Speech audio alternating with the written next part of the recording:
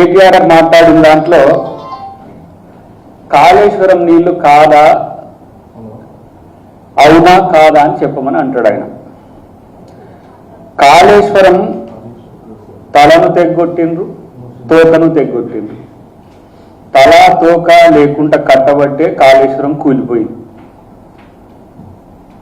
గౌరవ దివంగత నేత వైఎస్ రాజశేఖర రెడ్డి గారు తుమ్మిడిహెట్టి నుంచి చేవెళ్ళ వరకు ప్రాణహిత చేవెళ్ళ అంబేద్కర్ సుజల స్రవంతి పేరుతోని ఒక ప్రాజెక్టును 35,000 కోట్లతోని ప్రతిపాదనలు చేసి పనులు కూడా 5,600 కోట్ల పైచిలుకు పనులు అయిన తర్వాత ఆ రోజు రాజశేఖర రెడ్డి గారు పరమపదించడం, తర్వాత వచ్చిన ప్రభుత్వాల్లో రోషయ్య గారు కానీ కిరణ్ కుమార్ రెడ్డి గారు కానీ దాన్ని కొనసాగింపుగా శ్రీపాద ఎల్లంపల్లి అనే ప్రాజెక్టును పూర్తి చేసిండ్రు. అది మెయిన్ ఇరుసు. అది ప్రాణహిత చేవెళ్లకు మీరు తలదెగ్గొట్టి కిందికి వచ్చి మేడిగడ్డ నుంచి కట్టిన శ్రీపాద ఎల్లంపల్లి ఇరుసు.